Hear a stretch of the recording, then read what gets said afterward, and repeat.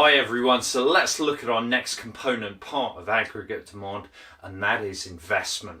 Now it's important to remember within economics that investment has a very specific role, and as such it has a very specific definition. It does not include things like investment into the stock market that you might hear people refer to as an investment, or investing in gold or government bonds or company bonds or Bitcoin or anything like that. Economists do not consider any of that to be investment, merely saving.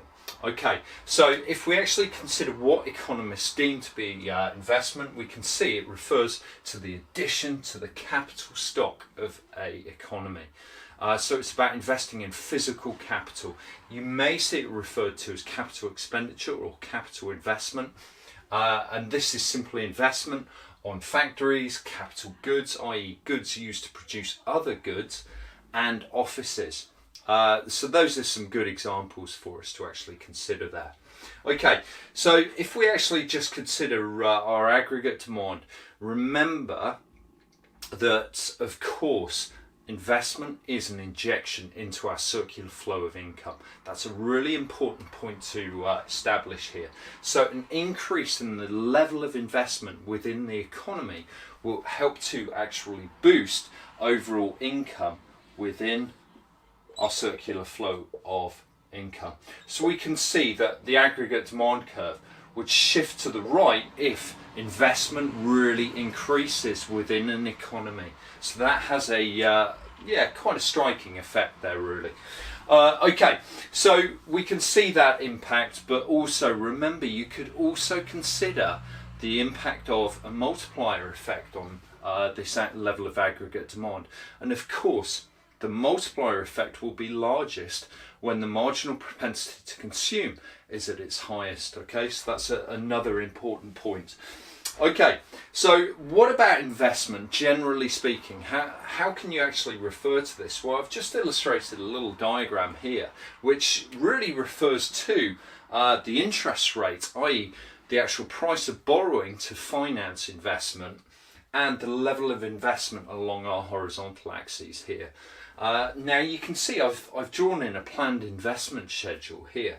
So we can see that if the price of the investment is made higher by interest rates being made at a higher rate, so if interest rates are high, then it means less investment will be undertaken within the economy, theoretically. Yet we can also see that if interest rates are cut, then actual investment will increase. It will move along this planned investment schedule, and the reason for that is in effect the price of investment has actually fallen. So it's a little like a movement along the demand curve, really, because all you're really referring to is the actual price of that borrowing for that investment. Okay, so we can see that movement taking place from point A to point B, R1, I1 to R2, I2. Okay, right, so what factors will actually cause a shift in the level of investment within an economy then? Well, I've put down a number of these factors here, and the first one, of course, is the cost of capital goods.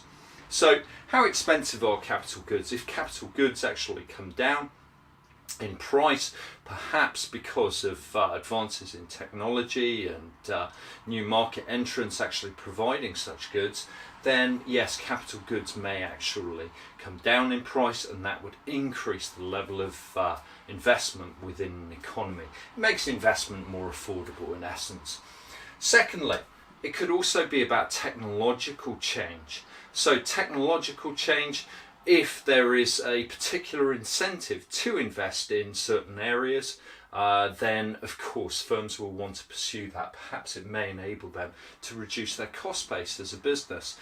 So again, that will change the actual planned investment level for businesses across the economy. Thirdly, what about expectations for the economy?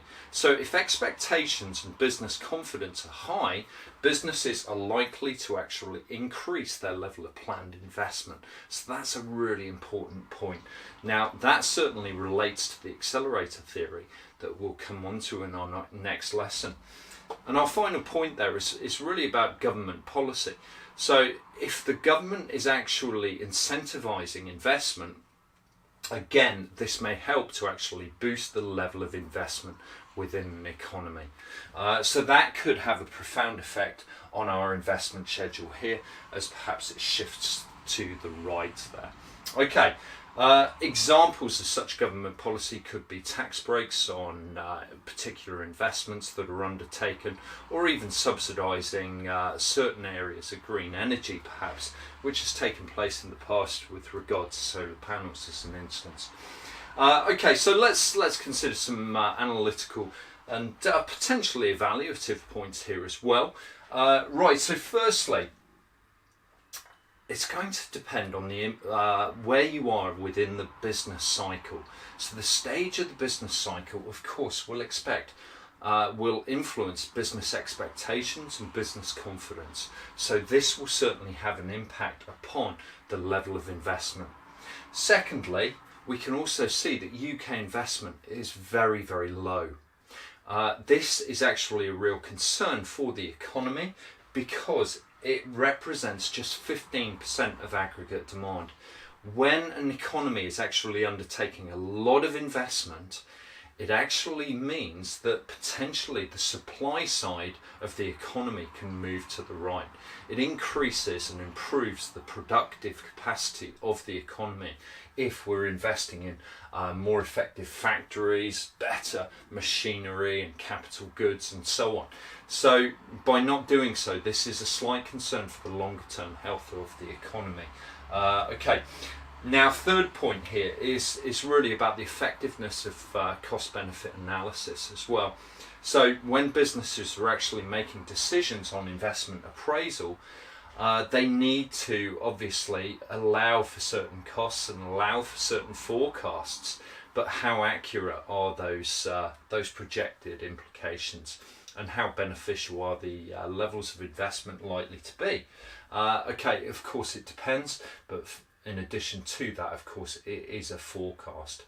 And it's, also argued, of course, that the governments commit investment, such as perhaps the HS2 project. Now, the governments in power at the moment would certainly argue that's an investment in the economy's future. Other people just see it as an expense and see it as unnecessary. It all depends upon that cost-benefit analysis and the way in which that is conducted. Okay, fourth point, opportunity cost. Right, it's so relevant because you're choosing to allocate capital in one area and not in another. Okay, so this obviously has an impact here and is an excellent point to consider. Right guys, we're going to leave that there though. On the next lesson we'll have a look at investment and the accelerator effect. Okay, thanks a lot.